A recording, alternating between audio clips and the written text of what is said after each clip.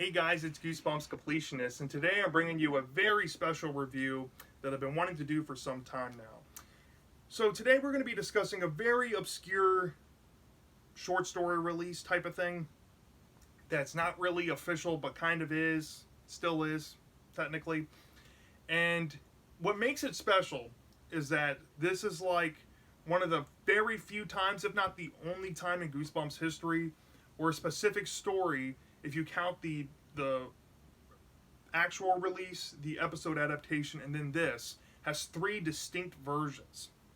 And what we're going to be looking at today is the Totally Fox Kids issue 23 fan submitted ending version of the Haunted House game.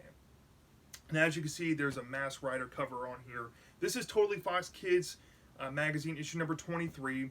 And this was a magazine that ran in the 90s to go with the Fox Kids network. Now, what this story is essentially, if you've watched my review of The Surprise on the 13th Floor from the Disney Adventures magazine, this is very similar in vein to that, except this story people have seen in the Tales Give You Goosebumps series and in the TV show. And this is the third version of that. And I'm just going to be upfront. I'm not going to be comparing this to the short story and episode and the short story versus episode, only because this is so weird. I kind of just want to treat it like its own thing and not really compare it to anything, because this is dealing with a fan submitted ending, and it is, since it is sharing the name and parts of the story from the actual short story, I'm going to kind of treat this like it's not really official, but it still technically is. So yeah, you're not going to see this in the short story versus episode, but I will review and share the whole story, including what this version has to offer with the ending. So the premise to this contest was, in issue 22, R.L. Stine gave a portion of the story, and then the readers at home will try to come up with a response up to 150 words, mail it in, and then they pick a contest winner and put it in the next issue, which happened to be issue 23. Now, the contest winner here is Corinna Ortiz. She was 8 years old, from Texas.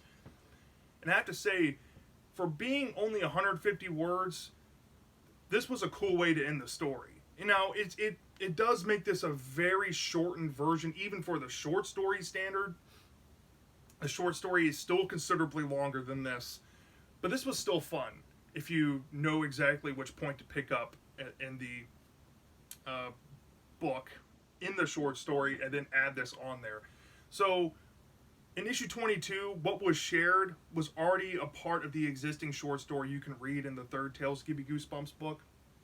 And what I'm going to be doing in this review is sharing all the information R.L. Stine shared, and then adding this in, and then treating it like its own story. So let me share real quick. I do have my 30 Tales to Give You Goosebumps, which includes the third Tales to Give You Goosebumps that this short story is included in. And about 5 pages into the story, there is a point where the story cuts off, and it's right here. It says, "They were gone." So right there, everything else in the short story, cut all that out. This is where the magazine ended in issue 22. So we're going to talk about that point that leads up to this. Okay? So before we get into the plot review, this version is still really fun. And, you know, I don't think, like, I don't know if I mentioned this already, but I don't think it's kind of fair to judge this too critically, because this is a fan version. So expect me to be really light on this. This was still really fun. If you want to go check this out, I think there's websites like potentially archive.org might have this, or I know there's a blog that does Fox Kids magazines that has picture scans of each page of each issue. You can probably find it there if you want to read this for yourself and maybe look at what was in the pages itself. So without further ado, let's get into the plot overview, okay?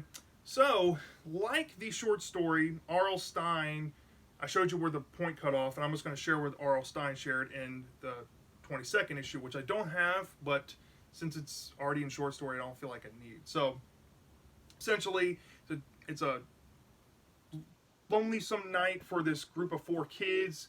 The parents are gone. It's about to start storming, thundering, and lightning and stuff. And these 2 older kids, Jonathan and Nadine, their best friends, are babysitting Jonathan's twin siblings, Noah and Annie. And Jonathan gets this idea to pull out a board game. And it's a game they like to play a lot. And I think it's called the Haunted House game. I don't think it's actually that. It's like the Haunted game or something. Don't quote me, please. So, anyways, Jonathan wants to play this game that's apparently pretty spooky.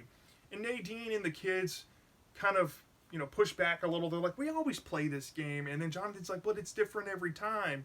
Just remember, you can't land on this specific space or it's going to, be really bad. That's basically the only rule there.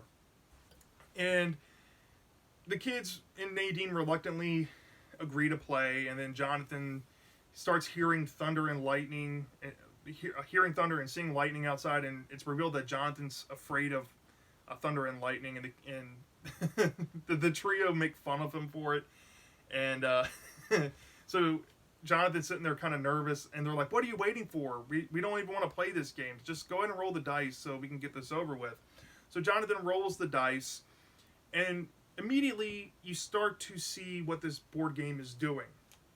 So when he rolls a dice, he has to move his piece. Now the object of the game is you have these pieces and you have to move throughout the game. I think you have to go through like a graveyard or something and end up inside of this mansion, and then you win the game. So after Jonathan throws the dice, he lands on his first space, and then the space kind of chants out or reads out whatever. There's creaking on the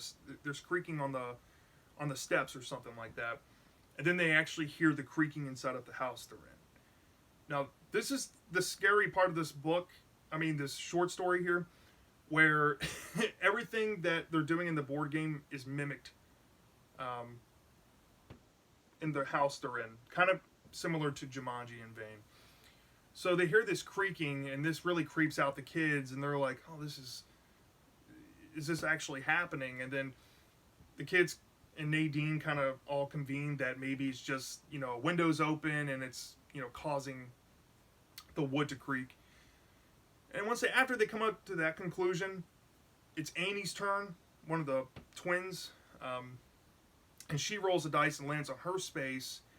And then that space says the wind blows hard on the windows. And then they start hearing a really loud pulsating noise coming from the windows that freaks them out, and it sounds unearthly.